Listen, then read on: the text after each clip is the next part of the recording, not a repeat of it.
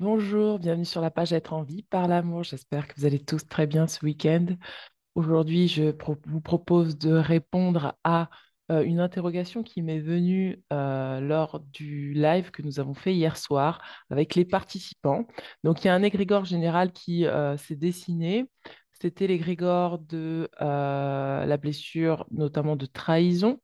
On avait l'énergie de l'attente et donc du coup de la déception, de la frustration et de la colère.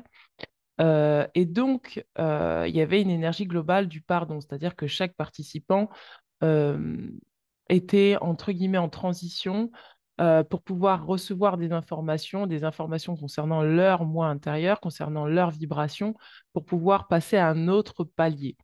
Et pour pouvoir passer à cet autre palier, j'ai cherché, du coup, ça m'a un peu trotté de recevoir toutes ces personnes et je me suis demandé quel était le point commun qu'il y avait entre toutes ces personnes, hormis cette blessure de trahison et cette frustration générale. Pour moi, comme toutes ces personnes sont dans une énergie de nouveau cycle, elles sont dans une énergie de pardon intérieur. Euh, je réalise en fait, en ayant fait toutes ces guidances hier, que le point commun qu'il y a entre ces personnes, c'est que dans l'énergie du pardon, il n'est pas, comment je vais choisir mes mots pour vous dire quelque chose de vraiment très précis. Ce n'est pas un pardon vers l'extérieur, mais c'est un pardon interne. Et c'est un pardon interne qui concerne quoi? Qui concerne un schéma. Donc, c'est pour ça qu'on avait souvent la carte du karma familial qui ressortait ou de la relation karmique, parce que c'est un schéma récurrent qui est en programmation, qui était programmé dans leurs énergies. Et ce schéma, c'est le triangle de Karpman. Non pas avec l'autre, mais avec eux-mêmes. Quand j'ai observé en fait la structure des personnes, je voyais bien qu'en fait l'énergie n'était pas tournée vers l'extérieur, mais elle était bien vers l'intérieur. C'était un questionnement de soi à soi qui, qui était prépondérant. Et ce questionnement, c'est justement ce fameux triangle de Karpman qui se dessinait à travers les attentes qu'elles avaient vis-à-vis d'elles-mêmes pour pouvoir faire évoluer la situation. C'est le sauveur, le rôle du sauveur, c'est-à-dire que les personnes avaient envie de se sauver.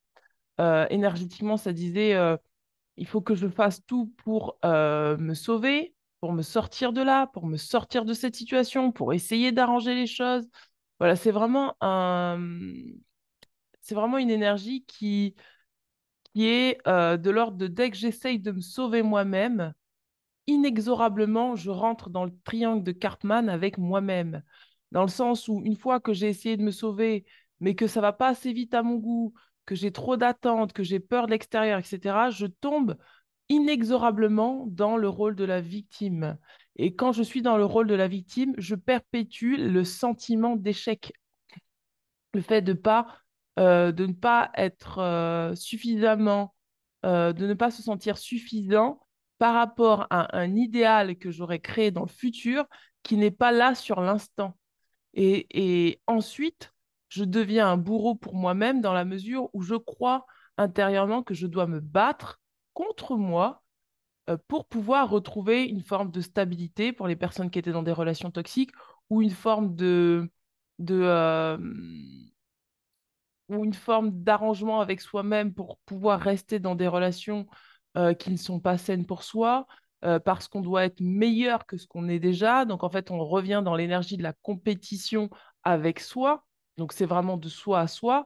Et donc on perpétue ces trois rôles à l'intérieur de soi, contre soi. Et donc pour pouvoir activer un pardon complet, il faut être accepté en fait d'arrêter de vouloir se sauver à tout prix. Deux, d'arrêter de penser que nous ne sommes pas suffisants tels que nous sommes et d'arrêter d'être en compétition avec un soi idéal. Et trois, pour le rôle du bourreau, arrêter de se battre pour penser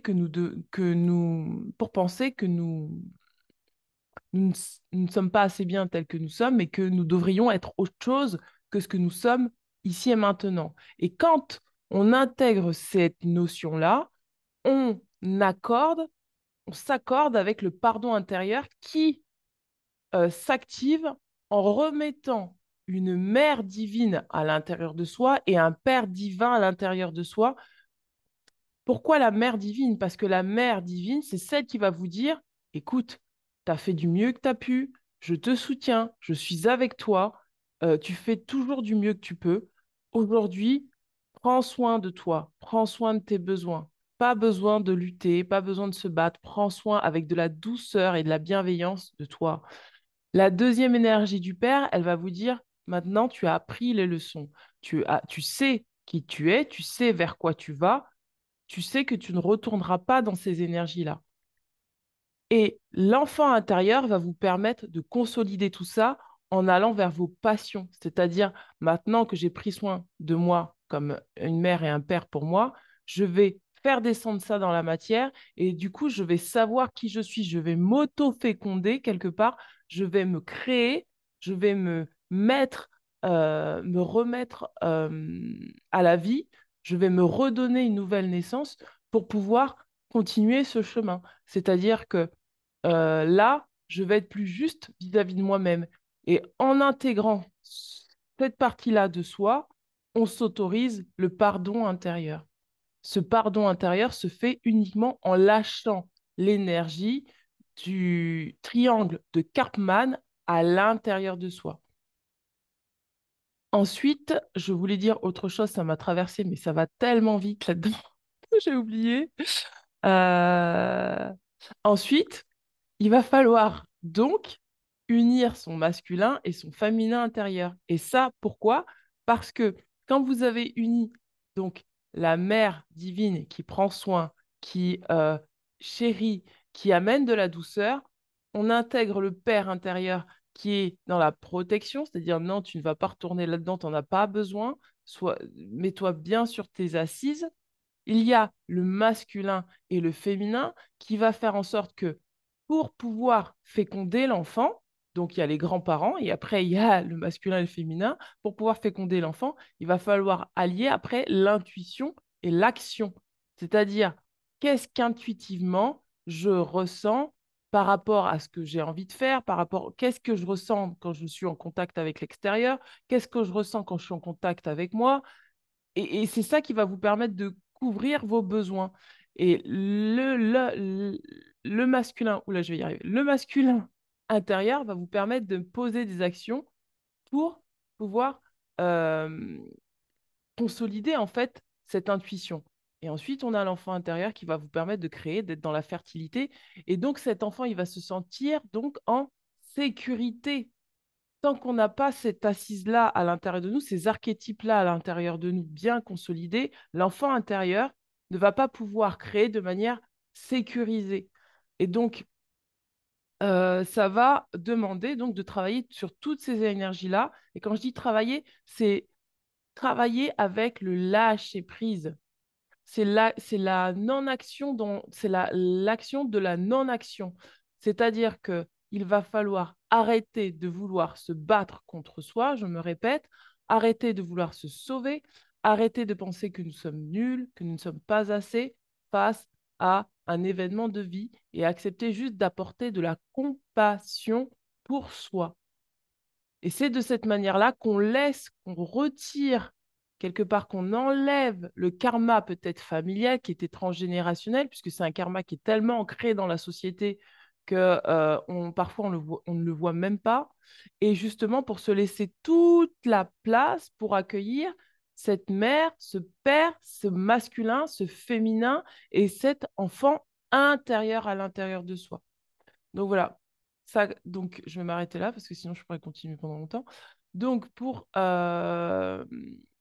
ces informations-là, c'est pour la guidance qui concernait le portail du 12-12, mais aussi la nouvelle lune et également l'égrégore collectif qui est dans l'énergie de euh, je m'abandonne, je me trahis, etc., etc., qui fait que finalement, en fait, qui, qui se maintient inconsciemment, c'est j'essaye tellement de me contrôler que je n'arrive pas à être moi-même. Et comme je n'arrive pas à être moi-même, bah, je m'abandonne et je retourne dans des relations qui ne sont pas justes pour moi. je continue à perpétuer des schémas transgénérationnels qui sont pas bons pour moi parce qu'en fait, le schéma, il est encore à l'intérieur de moi. Et tant que c'est pas sorti, ce schéma complètement à l'intérieur de soi, forcément, à l'extérieur de soi, c'est ce qu'on va nous montrer en effet miroir. Donc, voilà, mes amis. Écoutez, n'hésitez pas à me laisser un petit commentaire si vous avez besoin sous cette vidéo. Si vous avez besoin d'un soin énergétique, une lecture de cartes, n'hésitez pas à me contacter. C'est avec un grand plaisir que je me permettrai de vous accompagner. Et je vous souhaite de passer de très belles fêtes de fin d'année. À très bientôt. Ciao, ciao.